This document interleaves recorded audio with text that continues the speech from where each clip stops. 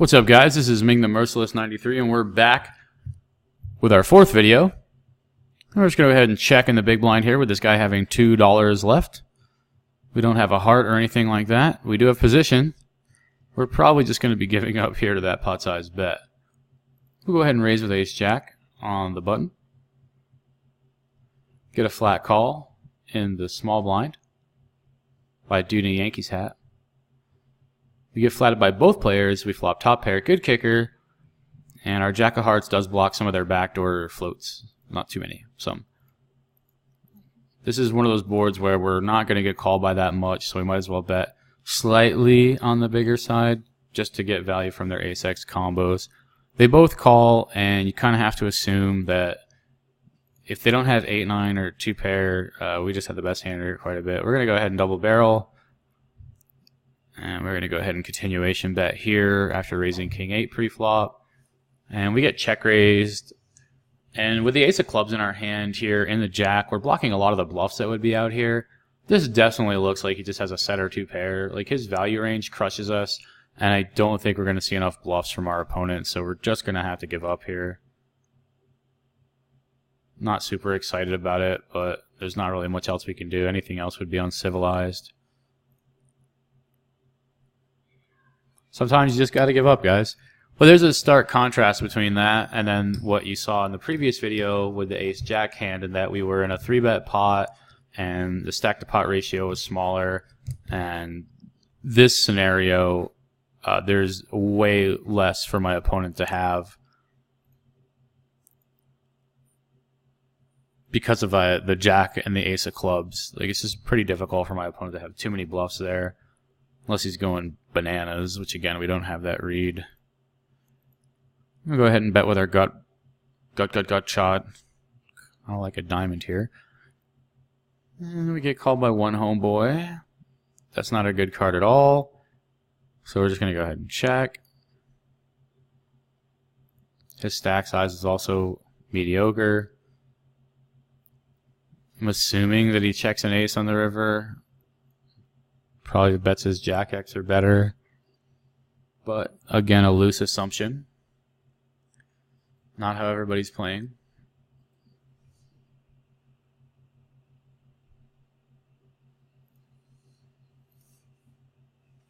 Whoa. I thought we were recording. Where the hell is the recorder thing? Hold on a second, guys. Recorder is recording. Right? Alright.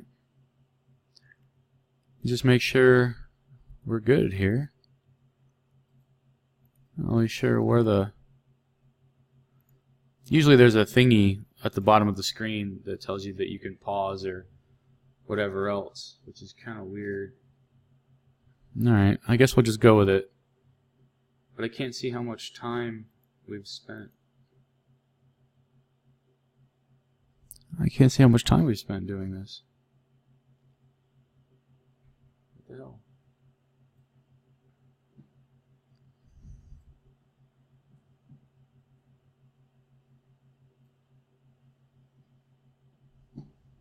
Alright. We'll get through it either way. We have the 10-jack offsuit. We're going to be defending the big blind at a reasonable clip. Raise it up here.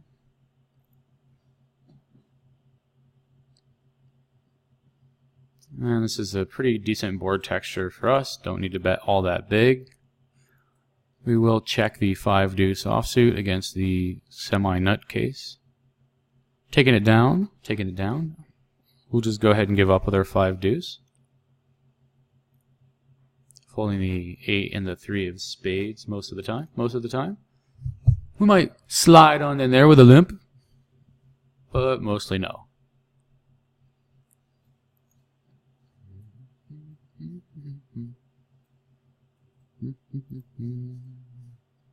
Nine deuce is going to be a fold. I'm going to pause the recording real fast, guys, and just see that we are recording, because I'm wondering where the thing is on the bottom of it, and I want to make sure that we're actually recording and you guys can hear this rather than recording a 30-minute video that we can't see. So I'm just going to pause real quick. Okay, guys, it looks like we are back and everything is cool. The thingy that's supposed to be at the bottom of the screen is indeed at the bottom of the screen. I apologize for the technical difficulties. Raise it up on the button with our ace-4, take it down, can't complain. The old 10-9 offsuit.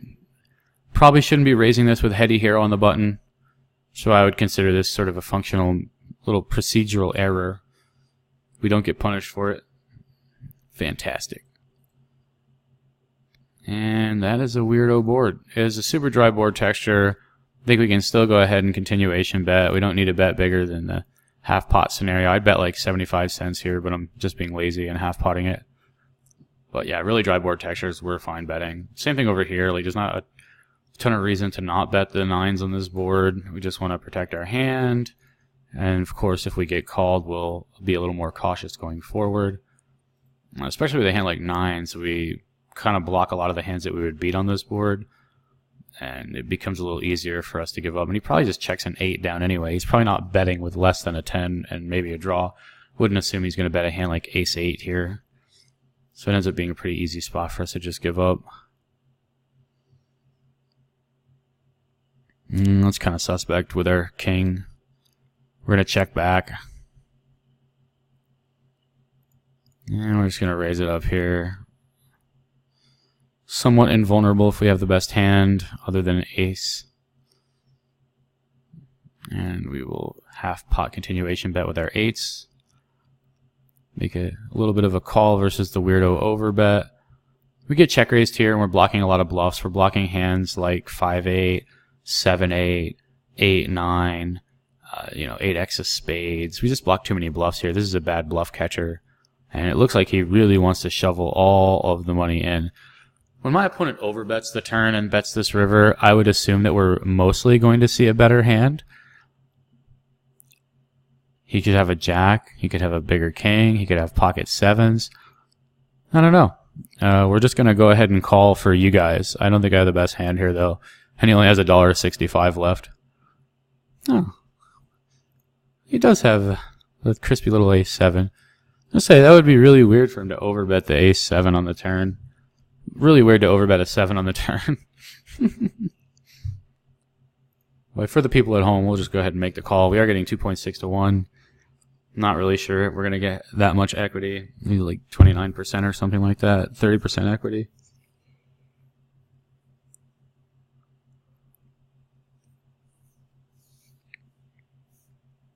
I didn't think he'd have worse for value, dude. And we will raise it up on the button with the queen 6 of clubs.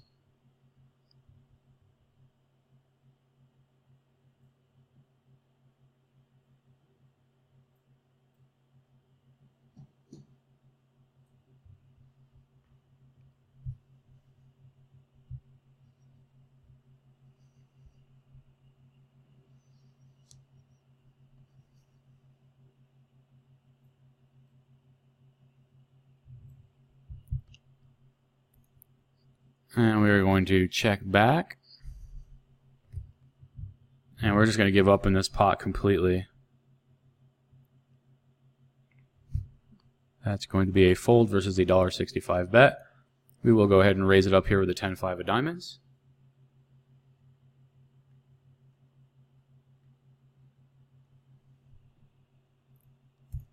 And we get 3 bets, so we'll fold.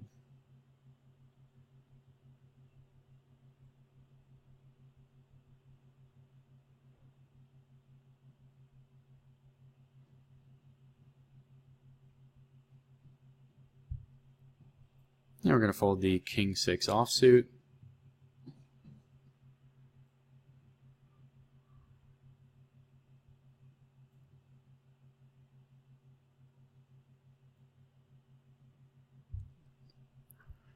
He's all in, folks. He's all in. What is that? What is that? Chuku tutu? Chuka tutu? What is that? Choka tutu? Tutu. Isn't that like short for Toucan Sam type of a bird or something like that?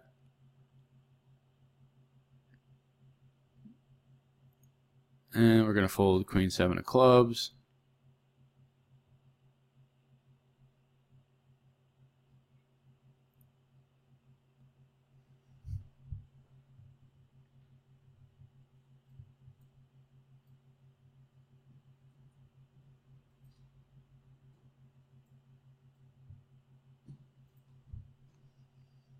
We've got 6-8 of hearts.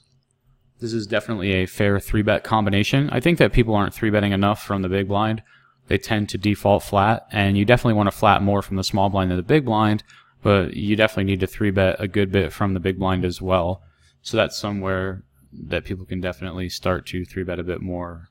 I think that we could lead out here. Leading is fine. Checking is fine. We have blockers to 6-7 and 8-7, so it ends up being a pretty decent spot to check raise if we wanted to. And I think that's what we'll probably do. And we'll make it relatively large-ish. This guy's all in. We have to call. No reason to re-raise. And I think we'll just go ahead and lead half pot since we have the best hand quite a bit. They both just called. And we're going to take it down with our check raise, which is beautiful. 9 deuce is going to be a folding combo. But maybe Heady will call us down here with like Queen Jack or something. Yeah. Alright. That's a terrible turn card. We're losing to pretty much everything in the deck now. We lose to pocket 10s. We lose to pocket 9s. We lose to 8-10. We lose to 10 Jack. I mean, we lose to everything. When they check back, I mean, I've got a hope, man. I got a hope that they just have 8x. Something like that. You don't say. You don't say. My man had the old ace-9. Yep. What's Heady doing over there? Yeah, the more we see Heady play, the more I don't feel too bad. I don't feel great about it, but I don't feel too bad. We flop trip 10s. That's not bad. He's only got $1.75. Let's check back and see if we can get him to shovel. He doesn't have a king here that much. I'll still probably call. I don't know if I can get much value here. I guess I'll just check back, try to let him hit a pair, hit an ace or something. I don't know, man. Alright, we're just going to bet pot, since he just has ace high or nothing. Fuck. Alright, we're going to fold. Sit in, motherfucker. What is this? 9-4, can't do anything with that.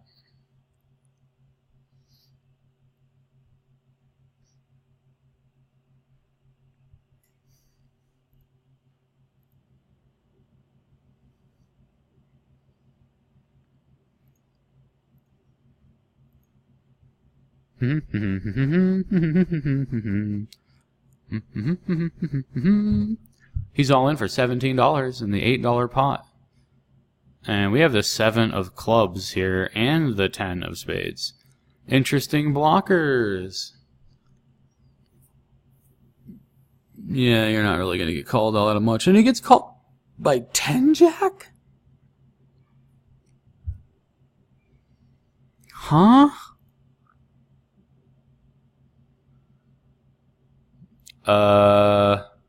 Yeah. Fair enough. Queen 4, folding combo. 2-6 offsuit, down the drain.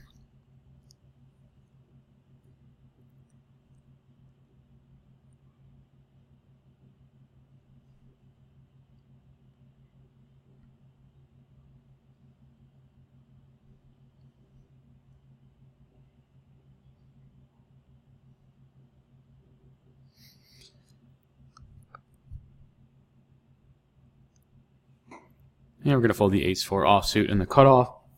Out of position to the loose player. We're going to raise it up with king-jack offsuit. This is one of those hands where you don't have to raise it up under the gun. You can just kind of go either way with it. But 5-handed, it's certainly going to be a raise. It's not really under the gun, technically, I guess.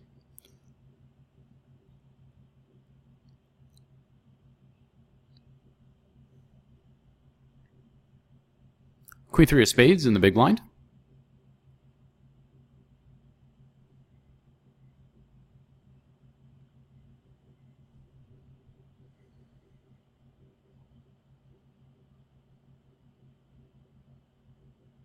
Limps around.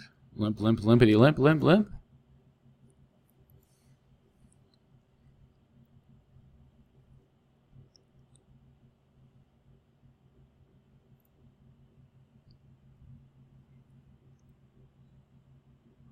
Horrible flop for us. We get bottom pair, no backdoors. Well, Well, no relevant backdoors, I guess. I guess we have backdoor Broadway, technically. Not calling a bet.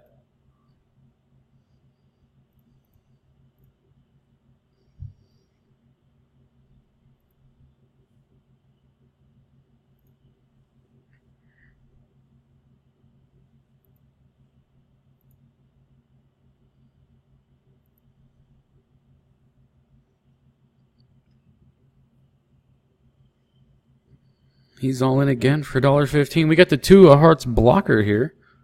Not that that does too much.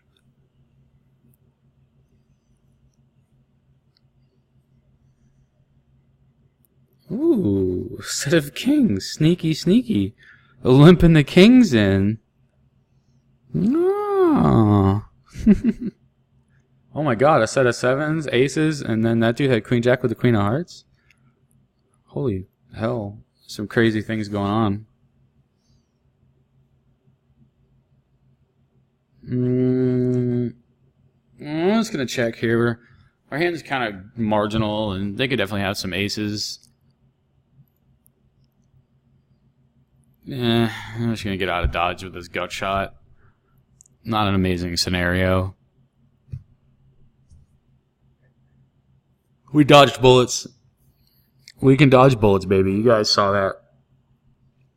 He just came out of nowhere with that crazy check raise. I thought we were boned. 3-6 offsuit, going to be a folding combination.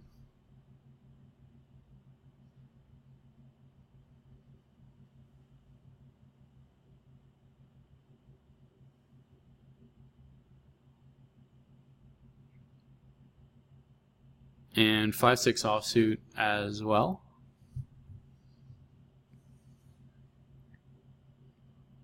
We got $3 from Heady Hero on this river. Interesting. Can't imagine he ever folds. And this guy just has the boat. Oh man, that's crazy. I'm gonna say there's no way he can fold there. I'm kind of assuming he's gonna be emotional in this hand, but maybe not. Yeah, he snap calls pre-flop. We would have flopped top pair here. We would have been in the check call mode in this board, folks. We probably would have just check jammed against chess player. And he overbet leads in a spot where we blocked the jack. That's fantastic. This could be 6-7, 7-8, ace deuce, ace 3. It could be pocket 5s, pocket 4s. Could be a jack. And it is a jack. Could be all kinds of stuff. A lot of value combos he could have. All of it got there. No matter what. I'm sure that'll make him feel a little bit better. Get right back out of the tilt. Oh man, we would have had trips. What?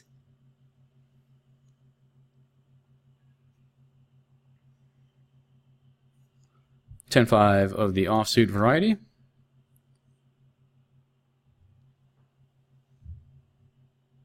Yeah, I think a lot of people are afraid of 3-bets and 4-bets and the occasional 5-bet.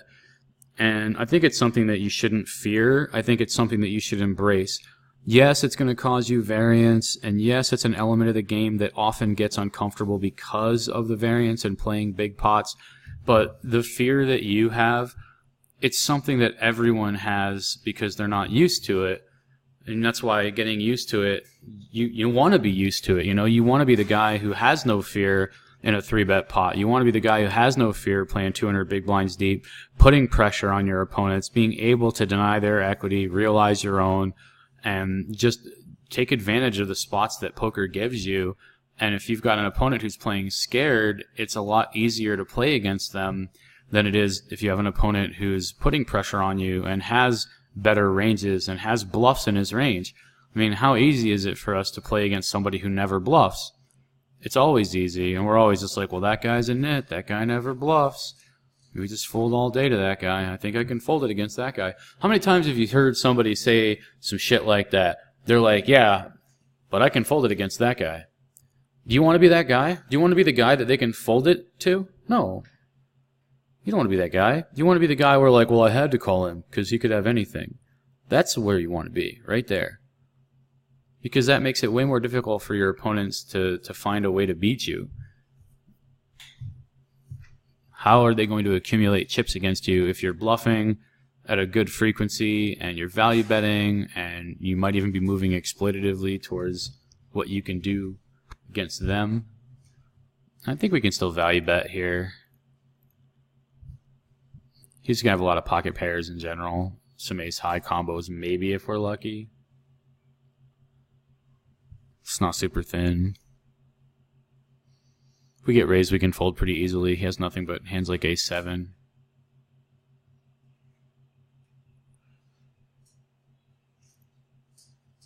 Folding.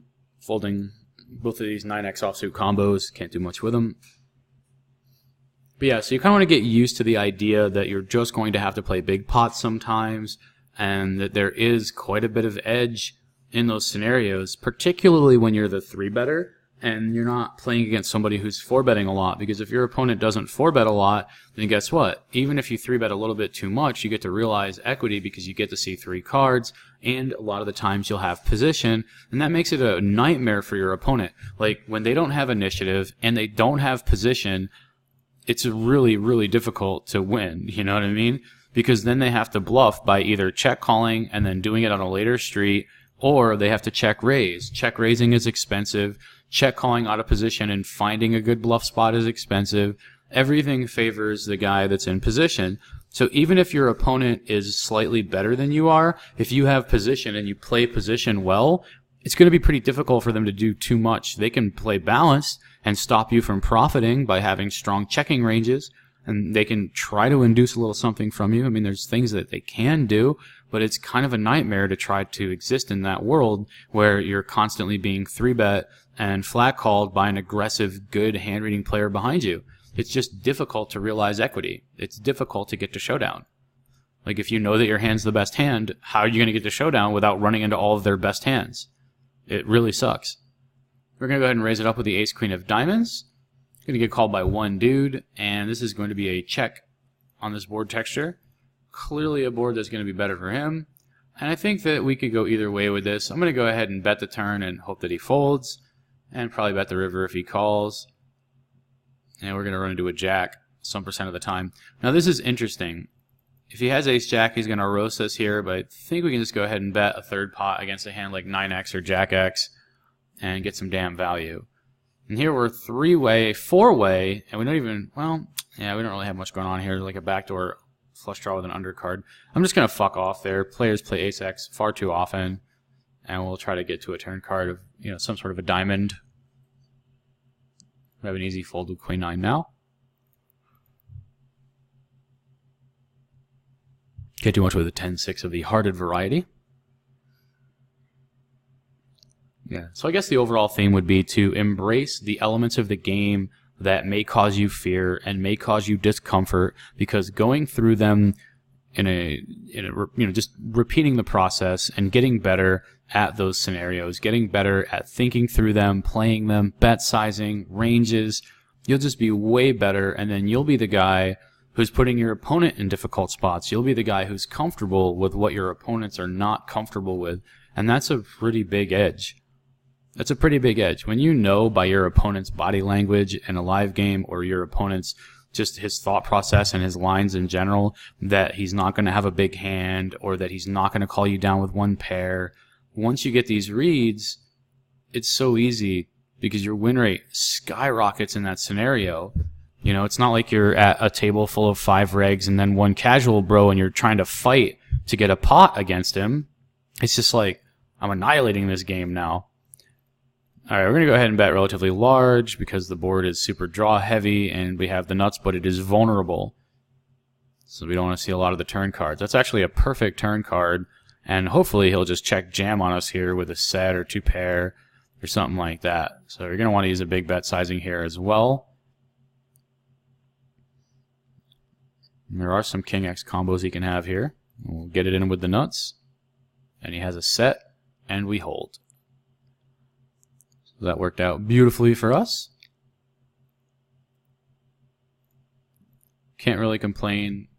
He got boned there for sure. He flopped his set against the nut straight. Not really much you're going to do in that spot. If we are in his shoes, then we're probably playing the hand by check raising the flop. But either way, both players are getting that in on a blank turn 99.9999999% of the time. So even though it might feel good to have won that hand in the short term, reciprocally, have we really made any money there long term? Not really. Because if both players, given the opposite hand, would lose or win the same amount, then there's nothing there to be won. It's just poker handing a stack to me that will later be taken away from me. I probably should have floated in that spot. My bad, yo.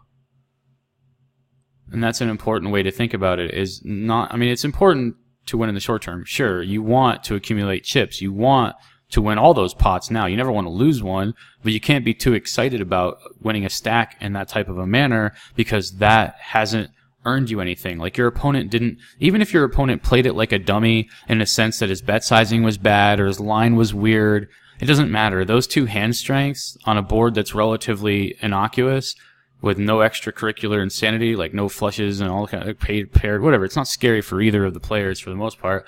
The money is going in, no matter how you slice it and no matter how you got there. So when you have that, there's no money to be made reciprocally. It's not like he had second pair and played a huge pot in a spot where he's always beat. Then you're winning money reciprocally because if you're the guy with second pair, maybe you check raise bluff the flop, maybe you check call the flop and check fold the turn. You know, you're just not necessarily going to lose as much as he did in that spot. But he has a set, we have a straight. So I think it's important to keep a broad perspective on where the money is coming from. Where's the money coming from? Where? And how? How now, brown cow? Why are they so demanding? I don't get it. What's up with the brown cows out there in the world?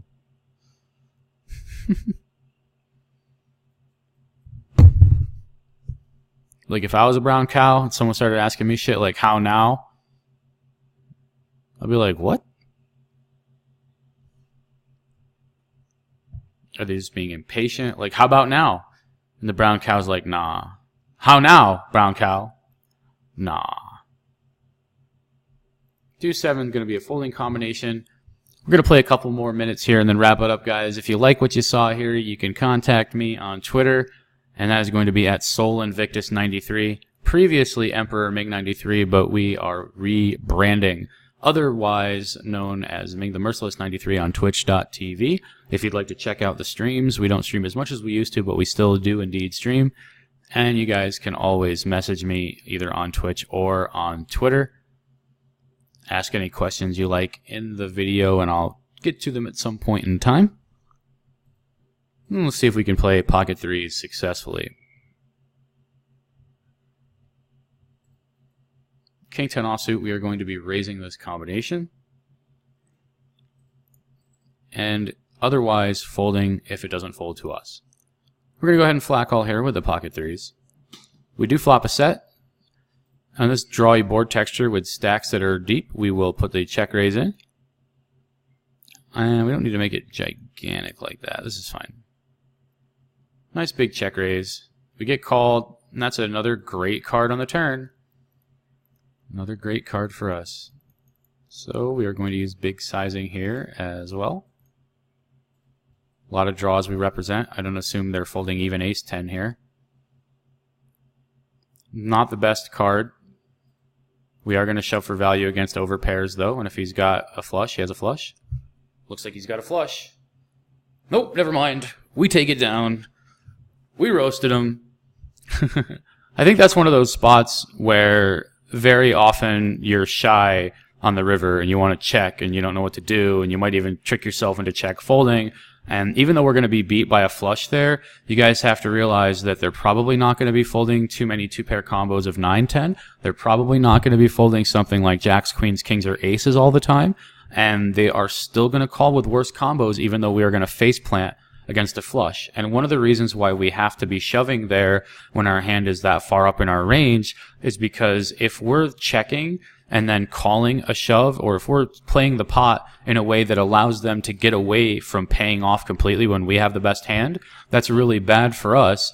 And if we, basically we're looking at reciprocality. If they have the worst hand and they lose less, and if we have the best hand and we win less, then they would have won by shoving the river, etc., etc. And of course, we might be winning by folding on the river versus them as well. So there is that to consider.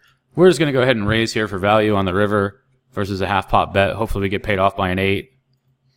And he has a straight versus our trips, so we will get roasted as we roast, apparently. Yes, fantastic. That's going to be it for this video series, guys. Hope you've enjoyed it. A little bit of discussion on the 3 bets and the 4 bets of the world. We're going to play this Queen 10 hand, and we are going to wrap it on up. And we will check. Not really going to be leading out in a 4-way pot here. We have aces, so I guess we're going to play aces as well. They're trying to keep us in. Trying to keep us in.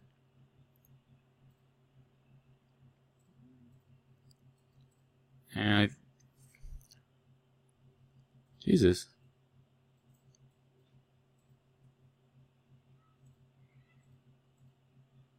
What is this nonsense?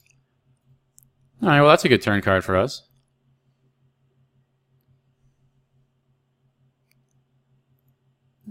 See if we get a little bit of value here with our aces against this guy. A little 2-pair combo, something like that. You know, there's a flush draw out there.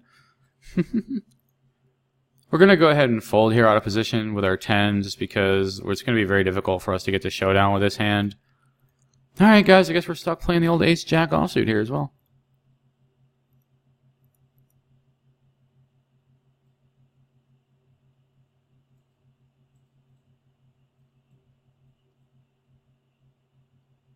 What the fuck? Yeah, we're just going to go ahead and fold, which seems like a bit of a crazy fold, but if we had a spade here, we would call. And on that 7, 8, 10 board texture, it's a little bit different than if it was something like 5, 8, 10. There's just more made hands that beat us. It's going to be more difficult for us to get to showdown out of position. Pretty rough overall. And that dude only has 2 funky-ass dollars, so we're just going to go ahead and get out of dodge here. We're going to just be giving up in this spot for the most part. And I will catch you guys on the flip side, man. We'll see you guys for the next video series. Hope you've enjoyed it, and I'll catch you guys later.